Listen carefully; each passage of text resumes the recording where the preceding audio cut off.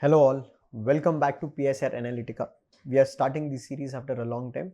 Myself Nikhil Gowda, I am the Political Science and International Relations faculty at InsightsIAS. So we have started this initiative currently with a key focus on covering the important IR topics, and especially it will be also beneficial for those people who will be giving this year's mains. So we'll try to cover as many topics which I feel is important from the exam point of view.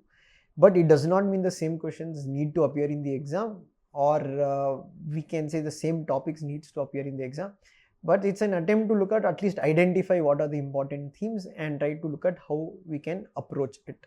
So this is the whole idea of the program.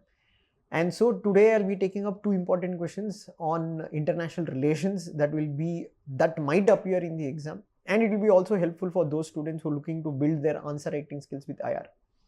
So let us now look at the first question today, what we are bound to discuss. The first question is about discuss India's role as G20 president in promoting the interest of Global South. So if you largely look at the question, they're asking that means you have to emphasize here what has been India's role as the G20 president, but here the special focus should be given on what we have done to protect and promote the interest of Global South. So how do we start the answer, or how we can approach this? One, you can start your introduction with a statement by Prime Minister Modi. You can see PM Modi had said Global South said the Global South is not just a diplomatic term. It is not just a diplomatic term, but it represents shared history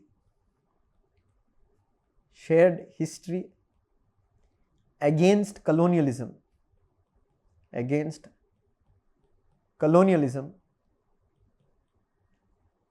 based on which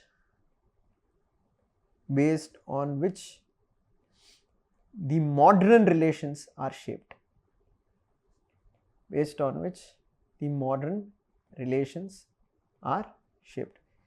So friends, this can be used as your introduction. So my attempt here to bring the introduction is trying to link India and how India is looking at Global South, since the question is asking that what is India has been doing to protect the interest of Global South. Now next, I would go on to say G20 represents an important forum. It comprises of the 20 largest global economies.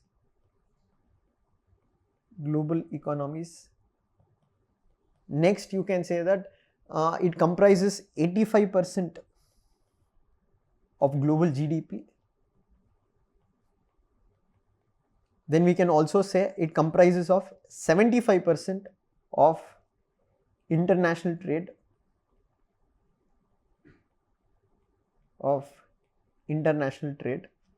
and it comprises of 2/3 of the global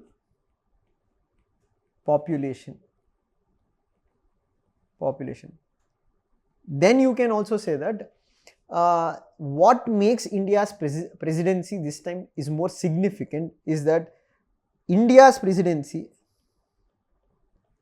is part of what we can say, for the first time there is troika, means the previous president, the current president and the future president, all three will be developing countries: Indonesia, India and Brazil. Okay, a brief background is fine. Now let's come to the demand of the question, that what has been India done to be the voice of the Global South as part of our G20. One, you can say India had organized the Voice of Global South Summit, which was attended by 125 countries. Second one, you can also say that India had invited 9 developing countries to attend the G20 meet in Delhi. And you can say India has also promoted initiatives such as LIFE to enhance food security with special focus on Asia and Africa.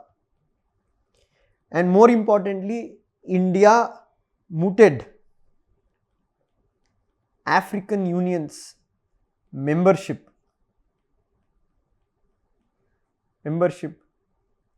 to G20, and today G20 has converted into G21, with African Union becoming the latest member under India's presidency. This we can say is a voice India gave to the global south. And you can also say that India has been also used the platform to articulate greater reforms with the international financial architecture.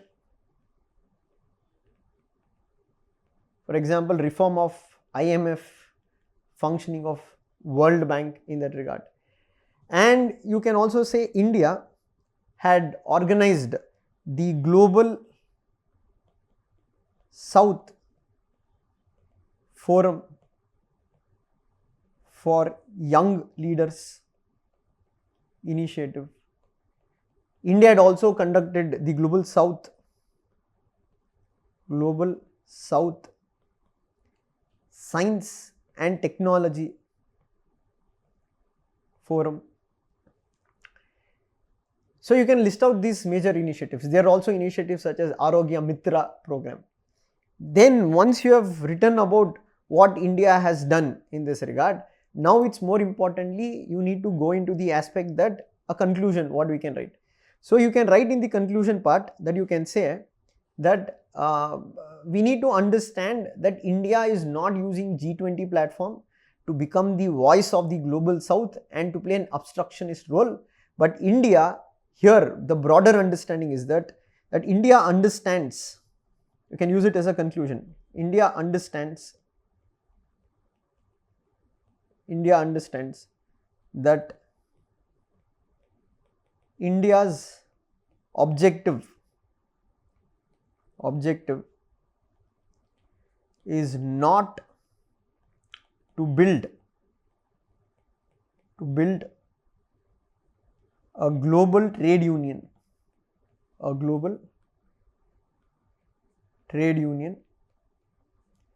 against global north,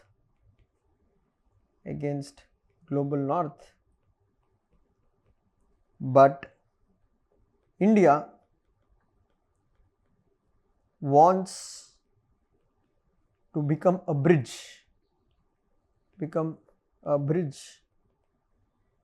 between global north and global south. So friends, this can be the what you can say, the structure of the answer. Content may vary. If you want, you can also speak about the climate change initiatives under G20 summit which promoted the interest of the developing countries at large. You can also speak about the digital public infrastructure. Okay, you can add these dimensions in that regard. But largely I am speaking about the structure of the answer. So you start with your answer by the very strong introduction, then you can go into the importance of G20, then you can go into the initiatives that was taken under the G20 under India's presidency.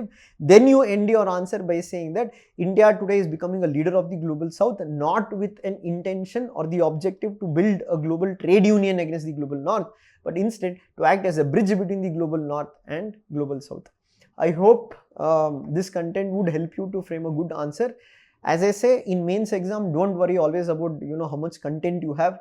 With whatever minimum content you have, you always focusing on 3 things. One, addressing the demand of the question. Second one, the structure of the question. try to ensure there is a systematic flow in your answer.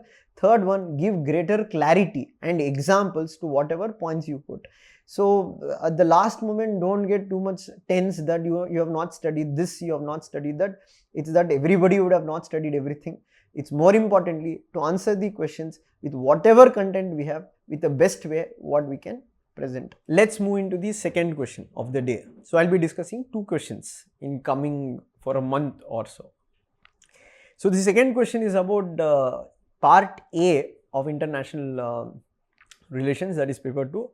The question is comment on forerunners of realism in international politics. Here you have to comment on it. So when you look at the keywords in the question, always it is important to understand what the keywords. The keyword here is forerunners. Forerunners means what?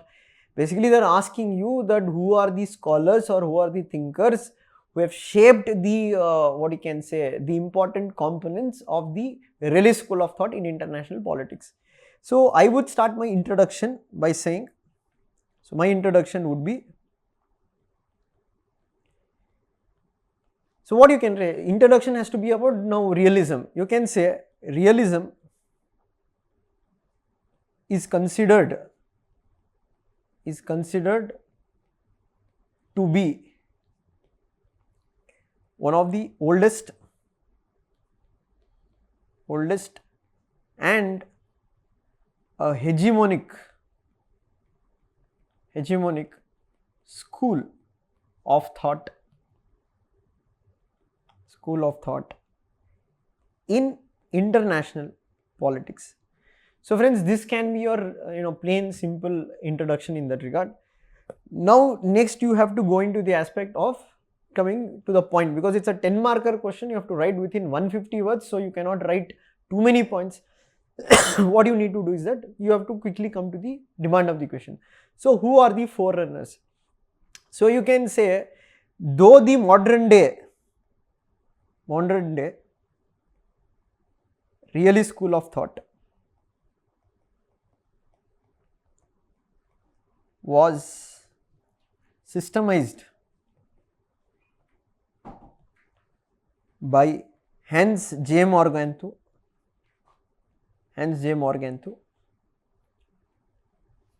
who is considered as the father of classical realism,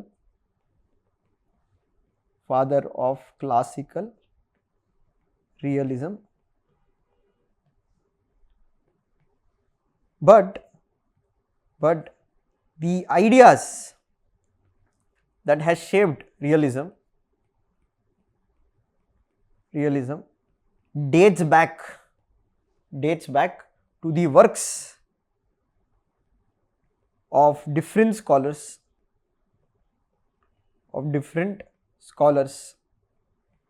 Then you go one by one. One, you can say Kautilya's Arthashastra,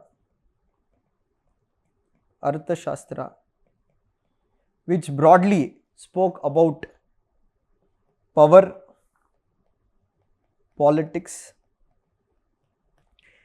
and it also spoke about how power plays a key role in relation between states.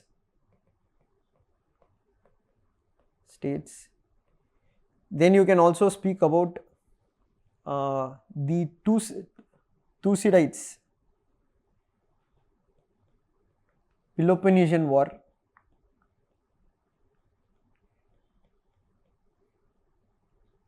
gives a lot of insights and inputs into diplomacy, power politics. Then you can also quote Machiavelli book Prince. He was one of the first scholars to separate morality and politics, and he viewed politics in the terms of power maximization. Then you can speak about Thomas Hobbes, who is work Leviathan.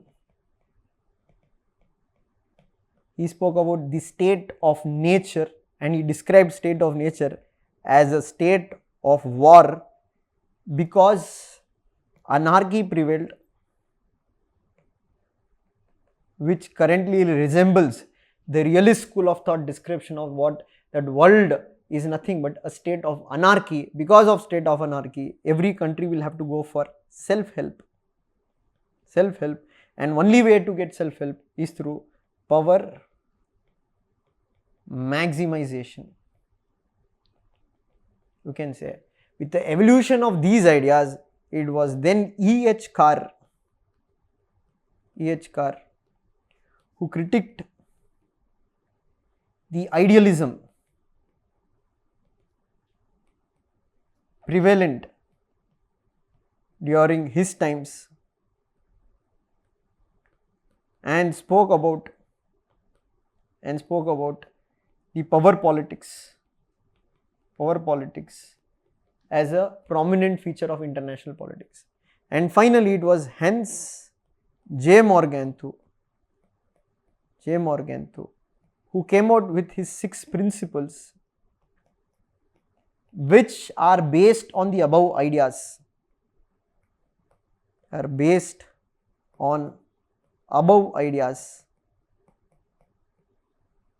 and developed the realism as an important discipline in international politics.